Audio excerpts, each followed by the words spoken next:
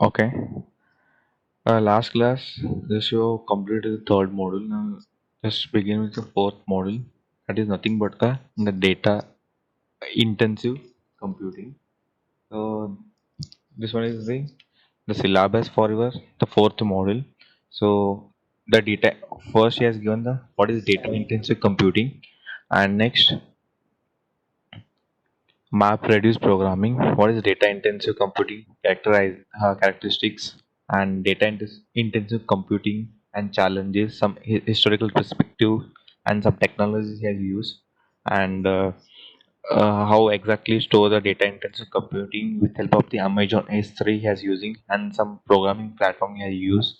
So Anika with normally in with help of the data intensive computing we are using the MapReduce programming. How exactly normally MapReduce programming will be works and how exactly with help of the Aneka. Aneka is nothing but this is used for the partitioning. Okay, how exactly the by using partitioning, nothing but Aneka by using Aneka, how exactly the MapReduce programming will be works. And next, introducing the MapReduce programming model and some example, and he is using the some real-time examples by using the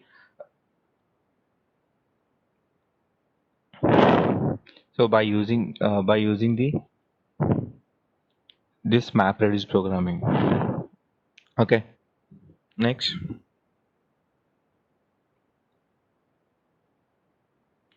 So, what is data intensive computing? So, anybody having idea about intensive computing? So this data inside intensive computing, this represents the new computing, nothing but it will be addressing the data gap.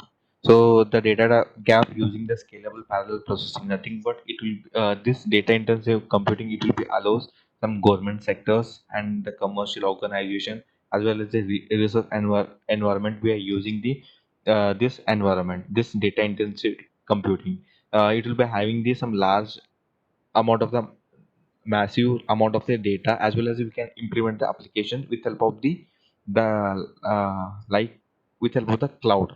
Okay, so what is mean by the data intensive computing? So this is also called as the data intensive computing is concerned with the production. So what exactly it will be produced and manipulation and analysis of the large data. So production, manipulation and analysis of the large data sets. uh, okay, it will be stored say some hundreds of megabytes as well as petabytes. So it will be stored in not only in the form of the GBs, it will be storing the megabytes as well as the petabytes, means above the petabytes also it will be stored with help of the data intensive computing. So here we are using in the common terms we are using the data sets. So data sets is nothing but it will be identifying the collection of the information, correct, where exactly it will be collecting the all information with help of the one or more application if you're using with help of the data intensive computing by it will be storing some megabytes or petabytes of the data. So we can also use the beyond the mega or petabytes of data. This one is nothing but 10 to the power of 15,000 into 1024. How exactly if you're getting the number, that much of amount of the data you can store with help of the data intensive computing. Okay, what are the characteristics nothing but the characterizing data intensive computing?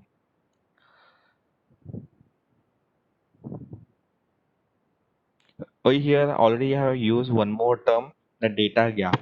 So what is mean by that is data gap? So data gap is nothing but it will be created in number of the ways, nothing but it might be exist or not exist.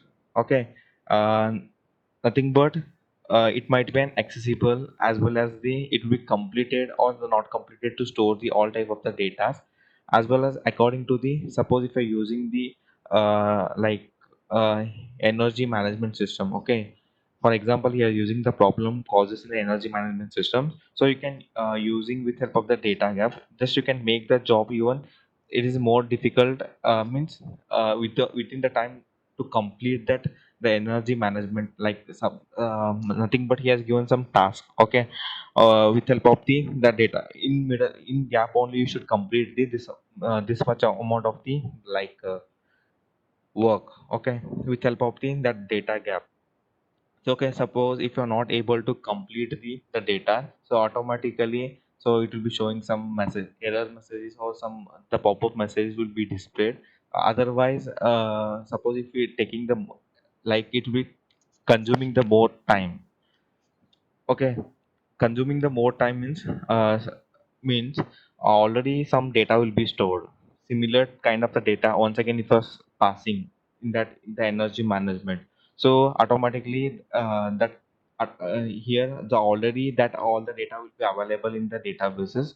So once again if you're executing, so automatically means if you're consuming the time means so if already it is present all the data, just you can fetch the all the data. After fetching the data, just you can use whatever that means how many tables if you have created, okay, how many values if you have inserted, just you can fetch the all the information. So with help of some commands, once again if you're creating the tables, and once again if you're inserting the values, and uh, after inserting the values, just you can describing the all the tables. This is the once again if you're like it will take the more time. So you can to reduce the means overcome this one, just we are using this data intensive computing means so automatically it will be consume your time. Means suppose if already any data already present in the databases, nothing but the duplicated data, automatically it will be removes the duplicated data.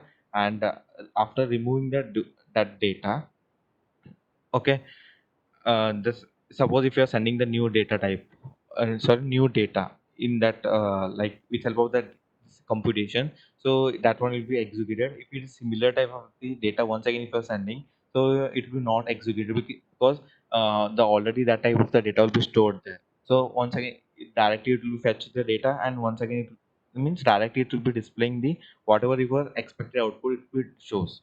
So that's why we are using the that intensive computations here.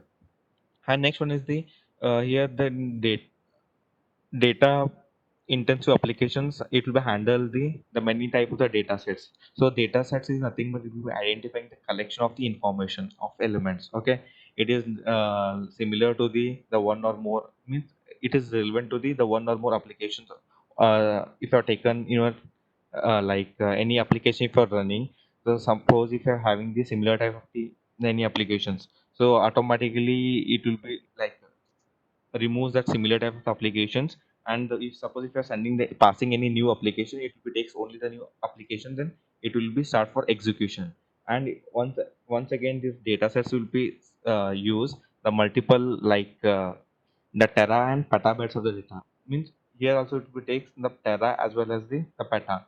We can also take the beyond the petabytes of the data, you can store with help of the data intensive computing. Okay, in this diagram, okay, data intensive application here not only it will be deals with the volume of the your data, but it also it will be using the some properties of the computation intensive. Here the nothing but in the data intensive computing here partitioning the like two chord means the two parts. The first half part it will be showing the data intensive problem, and second half part it will be showing the current problems. Okay, here also data intensive applications, nothing but the data intensive problems as well as the data computation data slash compute intensive problems. It will be also stores the some multiple tera or petabytes of the data it will be stores. Here once again we are using the heterogeneous format distributed petabytes as well as and the next second part we are using the current problem in the nothing but the compute intensive problem. Here we are using the homogeneous formats. uh, what is the difference between the homogeneous and the heterogeneous? So here we are in homogeneous only we can store some gigabyte or megabytes of the data. And what about in the heterogeneous? We can store the some petabytes of the data or beyond the petabytes of the data we can store. This is nothing but your the future data center. Okay, in this future data center, it will be included the both traditional structure as well as it will be integrated with the big data environment. So in big data environments, once again here he is using the Hadoop concepts. How exactly the HDFS will be works, unlike nothing but the Hadoop distributed file system. with help of the map reducer. How exactly the map reducer will be works by using HDFS. And here we are using, once again we are using the snooping techniques, import as well as the export snooping will be the nothing but the before and after, how exactly the snooping will be works. And now one more concept, nothing but the that is nothing but the like uh, Apache Hive, as well as we are using some Cassandra concepts with help of the heterogeneous format by using the distributed petabytes. So this one is the main difference between the heterogeneous format, distributed petabytes, as well as the homogeneous format, non-distributed megabytes of the. You can store megabytes or the gigabytes in homogeneous formats. In heterogeneous formats, you can store the beyond or the petabytes or beyond the means above the petabytes. You can store the all type of the data. In normal in the data complexity, it will be having, so it will be having the all type of the formats and distribution. It will be sent from the both heterogeneous as well as the homogeneous formats. So just you can go through this diagram. Here we are using data intensive computing problems and current problem. Means if a current problem, suppose if you are sending the similar type of the data, so automatically it will be showing that like time consuming. Okay, it will be showing the time consuming. Suppose if you're using the data intensive problem, so it will be, suppose if you're sending the duplicate type of the data, so it will be not uh, store the duplicate of the data. Only already suppose the same type kinds of the data it will be present. It will retrieve all the data. After retrieving the data, that this data intensive applications will be works. Okay. And next one is the some challenges of the data intensive computations. So here we're using scalable and new metadata management technology, high performance and data signature generation. Okay. First one is the scalable. What do you mean by scalable? The scalable algorithm is nothing but here we can use the search as well as the process massive data sets. So what does it mean by massive data sets? So massive data sets, nothing but here nothing but the size of the data. Okay, it should be in gigabyte, terabytes, or the beyond the tera or the gigabytes. Okay, uh, nothing but suppose if you want to transfer the bulk data, so you can also you can call as the massive data sets. So suppose if you want to send the bulk data from the one like the current problem to the data intensive problem, just you can use the scalable. And next one is the new metadata management technology. So in this new metadata management technology, we can use the like use a complex as well as a heterogeneous, as well as we can use a distributed data source. We can transfer from the one data to another data. What is mean by metadata here? Already have studied this metadata in the DB with the same concept. Once again here, like introduce here the metadata. What do you mean by metadata? So metadata is nothing but so it is similar to the catalogs. Means all the data will be stored in the form of the catalog. Means it will be created a different folder, easy to access the anyone. Means if you want to transfer some docs or any videos, audios, you can send easily from the one like data to one, from mapper to reducer. You can easy to send all type of the data with help of the metadata. And next one is the we are using the high performance. The high performance computation platform, it will be provided to support the in memory access. So in memory access means it will be using the multiple data structure, multiple terabytes of the data you can store here. Multiple terabytes of the data. Normally in the homogeneous only you can use the megabytes and gigabytes of the data.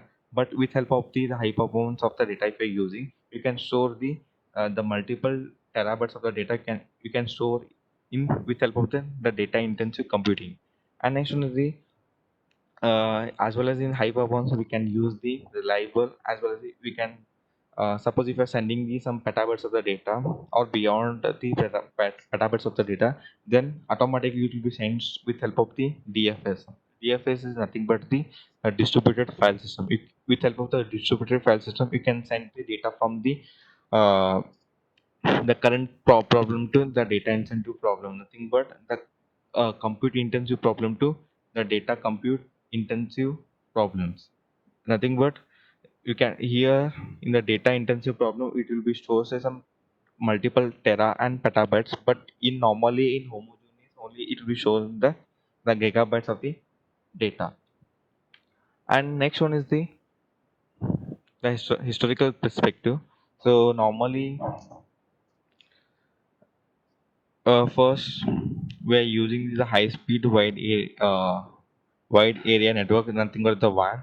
So in normally in 1989 we are using the high speed of the networking with help of the remote access, and with help of next the first data intensive this environment, it is reported by the magic project with help of the collaboration of working of distributed applications of large scale as well as high speed networks. And one more the milestone by using this the data intensive computing, here we're using some cyber projects. So it will be collaborative with the several like scientific research laboratories. The main goal by using these cyber projects, uh, here we are designing as well as implementing like uh, the collection of the independent like architecture. It will be use the services of the all the components with help of the like with help of the data intensive computing by using the means how exactly the ciphers will be works in that collaborations with in that the cipher project. And next one is the data grids. So in normally grids is nothing but it will provide the services, it helping to the user to discover the transfers the large amount of the data sets. After transferring the data set, just you can store the data set with help of the distributed repository, and also you can create as well as the manage the all the copies of the grids. So okay, in this grids we are using the massive data sets, shared data collection, access restrictions, as well as the only the three types: the data massive data sets, and the shared data collections, and access restrictions. The massive means you can send the bulk data here, so you can store the gigabytes as well as terabytes of the data. Otherwise, if you want to send the beyond the petabytes, you can also send the data with the help of the bulk quantity, with help of the massive data sets. And the shared data collections here, some researchers are sharing with help of the distributed collection data, nothing but the DFS. Okay, distributed file system. For example, some repositories just you can use to store as well as the read the data with help of the shared data collections. And next one is the access restriction. So in this access restriction, only the authorized person can be access the all the data. Means suppose of uh, suppose if you're sending the amount from the one person to another person, if you're doing in NEFT, so if you're only authorized person can be send means the amount from the one person, just you can enter the user ID and password.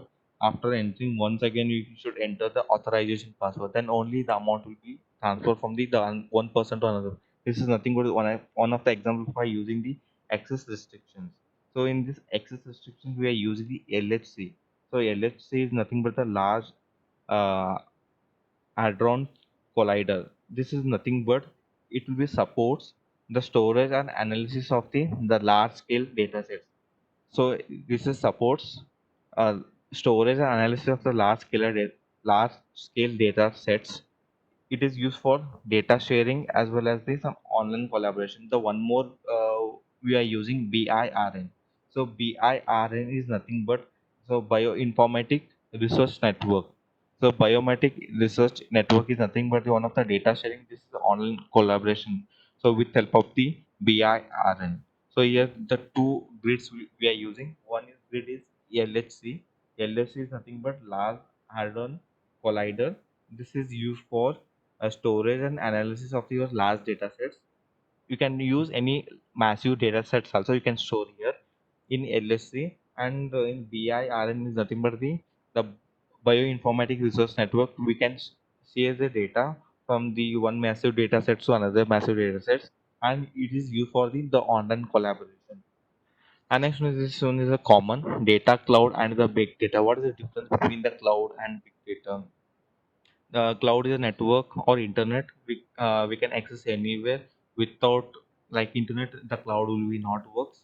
Okay, here we're using a different type of the clouds: public, private, community, as well as hybrid. So what is public, what is private, what is community and hybrid, I already explained in the first model.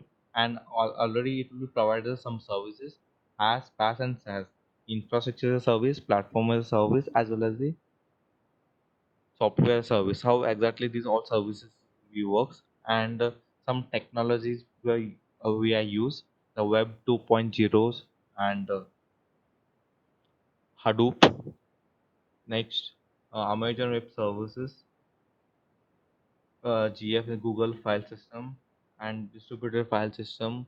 Like that, we are using some platforms by using the cloud. And in big data, normally in the big data, we are using the uh, storing the large amount of the data with help of the Hadoop.